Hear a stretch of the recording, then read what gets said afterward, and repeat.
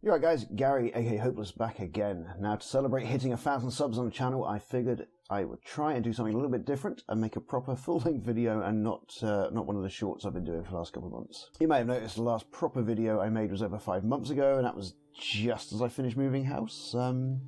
Moved, new garage, new workshop, thought I was ready to start filming, and then realised that I didn't really have the actual space dedicated to editing videos. So my PC is now up in my 3-year-old son's bedroom.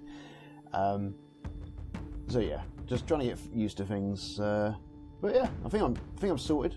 I've realised I can actually get video editing software on my iPad, so I can sort of do things a bit easier. But fingers crossed, everything's going to be a little bit more regular again soon. Though I'm going to try to keep uploading shorts, as they seem to do quite well. And I'm finding it quite fun to do. As we've now hit 1,000 subs on the channel, I figured it would be a good time to get around to painting that Orc Mega Boss from the Warhammer Plus first anniversary series, the commemorative ones. This one is, well, I'll be using Bazdrogg Nekk-Choppa, or as I keep calling him, Big Baz. After carefully prepping the mini and definitely not making any mistakes in building him, he was ready to be primed. But first I needed to work out exactly what I was going to do. Do I paint him as a standard mini or do something a bit bigger? Now I'm going to admit I've been watching a lot of Boylai, Hobby Time, Miniverse and Studs and Studios, and that's kind of made me want to do a bit more diorama building, model making. So I've done a couple in the past, but I wanted to try now with basically what I know, and put a bit more effort in.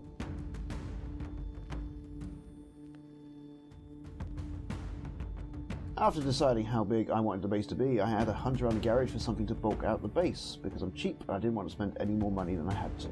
Now, I don't have any of that fancy blue XPF foam I keep seeing about the place, or seeing on everyone else's videos, but I do have a block of polystyrene, so I used that, and this was the learning curve. After cutting the polystyrene to the same size as the square MDF board, I attempted to glue them together with several sorts of glue I had in the garage. This is when I learned that the super glue I had, quite frankly, was not supposed to be used with polystyrene, as it melted and the fumes gave me a headache. So a quick recut later, and PVA glue was used instead, which after a few days was dry enough to start working on. Off camera, I had built just over 2 models to go on the base. Good old Baz, a Stormcast Eternal Prosecutor, and part of a standard Stormcast Eternal. I got the minis primed and gave each of them a zenithal highlight before moving back to the base. I tried to work out where I was going to position the minis. I knew I wanted to have the Prosecutor leaping forward towards Big Baz to avenge a fallen comrade, but I wasn't fully sure how and where. Not having any hot cutting tools, I relied on my trusty Not a Stanley knife and started to carve away at the foam. Hoover was also ready, just under the table. After carving away a suitable area, I started gluing on the cork and the fallen Stormcast to the board, and followed up with some neutral rough terrain to make it interactive. Getting slightly irritated at how long it was taking to dry, I grabbed my heat gun to give it a helping hand and proceeded to melt part of the uncovered polystyrene, which did sort of add to the look, but when it's painted you don't really notice it.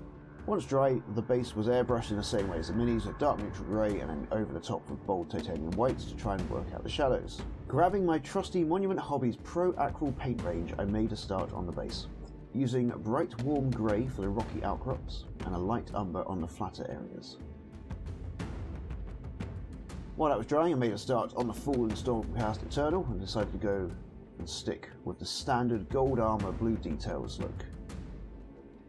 Mainly because it was easier. So truth be told, he was pretty simple to paint. I used dark grey blue for the cloth, shield and shoulder pads, rich gold for the armour, bold titanium white for the lightning bolts on the shield and the scroll, and due to my god-awful brush handling skills I did have to go back over the blue and tidy up the shield. Now if you have seen my recent shorts, I have got the full range of the Velo Express colour paints and have been using them occasionally in my painting. This video is no exception. I used deep purple for the hammer handles and black lotus for the softer under armour sections. Black lotus comes out more of a bluey black mix than a black, that's the one thing I have noticed about this. Moving on to the washes, I used a mix of Skeleton Horde contrast and contrast medium, mixed in a 1:1 ratio to make the scrolls sort of ribbony bits look old. For the gold armour, I gave it a wash with Guilliman's Flesh, which I've always found works quite well over gold. and I ran out of Reichland, so that was good.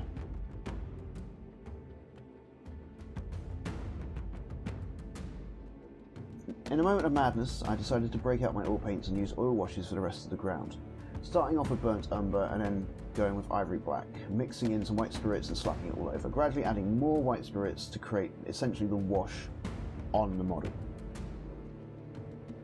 Then I had to leave it to dry for a few days, and that's the only thing I don't like about oil paints.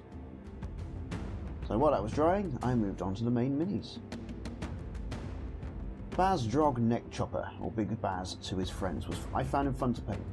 I did use more Vallejo Express colour paints on this one to experiment with, and that started with lizard green for his skin.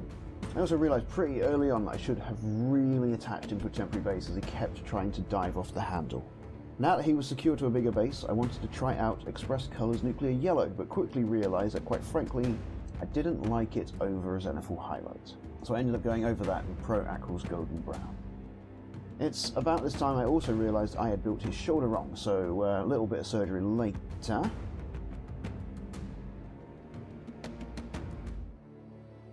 Moving back to Pro Acryl paint for a bit, I started on the knees, shoulders, axe head and used blue-black. I thought that was a good base to start with, and as always, focus is not being my friend. The axe handle and other wraps and bone bits were done with ivory, my standard off-white for most things. I decided to break out the dark silver over the eye patch and various metal bits, and remembering Baz was carrying a Stormcast head, I figured I should actually paint it to match the body on the ground. So back out with the rich gold. Light umber came out for his leathery trousers and other various leathery strappy bits around bones and armour plating and yeah. Now, either my camera hates me and doesn't want to focus on bits, or the sheer power of Big Baz rendered the focus unusable, but trust me, there's some burnt orange going on a bag on his belt right here. Well, now the focus works again, so my camera just hates me. Anyway, out comes the skeleton horde and contrast medium mix for the bones. Wanting to try something a bit different, I decided that Big Baz had been wrapping his axe and other body parts in human flesh. So out came the Express Colour Dwarf skin, which I really like the look of.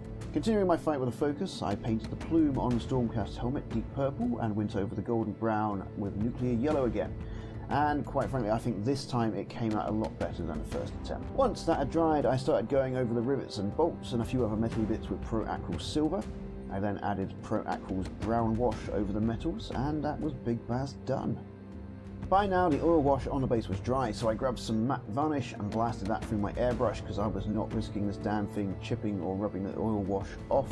Once the varnish had dried, I dry brushed some bright warm grey over to get a bit more detail out of it. With Big Barry and the base done, it's time to get started on the vengeful Stormcast Prosecutor. Wanting to finish this quickly, I went for rich gold through my airbrush, which is something that I've not really done before. I don't know why. I just don't know why I've never used my airbrush to use metallics. I'll be honest, I was really surprised with how well it went over, so I'm definitely going to be doing a bit more of that. To be fair, this Stormcast is pretty similar to the last Stormcast, so you know what to expect. Ivory for the scrolls, bold titanium white for the wing blades, things and the armour panel shoulder bits, dark grey blue for the leathery skirty things and the sword scabbard, light umber for the belt and leather straps on the hammer, or hammers, there's two of them. Go back over the shield to do the dark grey blue where I can't do a straight line with the white paints, and yeah, it's how I did it before. At this point I was trying to work out how I wanted to proceed with the wings, and then I thought about going over the top with silver, and I did, but I forgot to hit record on the camera, so I apologise. Trust me, it was amazing. Truly a painting experience to behold. The scrolls and ribbons, standard skeleton horde and contrast mix. For the main part of the wings, I used Vallejo's Express Space Grey, and I really like this colour. I don't know why. It just looks pretty. I decided to go over the wingtips, like the metal bits on the wings with Pro Acryl's black wash. I planned on only really doing the silver bits, but quite frankly, I slipped and ended up doing a lot more than I wanted to, so I just ended up covering the wings, and I think that came out really nice. But carrying on the theme of fruitful mistakes, in an attempt to dry off the wash quickly, I accidentally melted the wingtips, so I figured I'd continue and melt some more. So to me it would either look like he was moving or he was a bit more battle damaged, so I'm not sure how it looks. I think it looks good, I just can't tell whether he looks like he's moving or not, but I like it. Once the wings had cooled down, I did another dry brush of bright warm grey and called him done. Now it's time to get everything together and add some finishing touches. Finishing touches were mainly grass patches, breaking out the dirty down moss, and Green Stuff World coagulated blood effects paint. I figured that with Baz ripping the head off a Stormcast, it wouldn't be the cleanest thing in the world.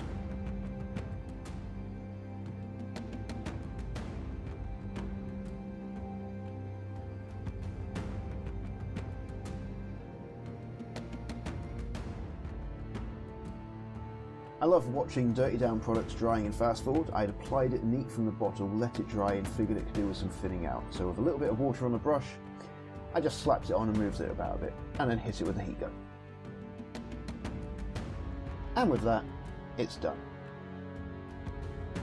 This was a little bit different to my recent videos. I enjoyed making it and I hope you've enjoyed watching it, but please do let me know what you think in the comments down below. This was to celebrate 1,000 subscribers, so I want to thank everyone that has liked and followed the channel. Yeah, it's been fun.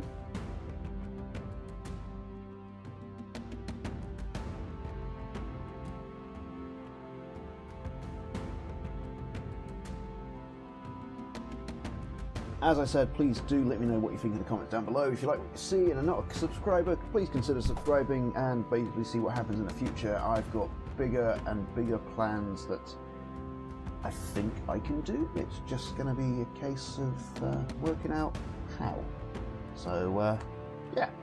As always, my name is Gary, aka Hopeless. Thank you so much for watching this, my 1,000 subscriber special video, and hopefully I will see you in the next one. So until then, see ya!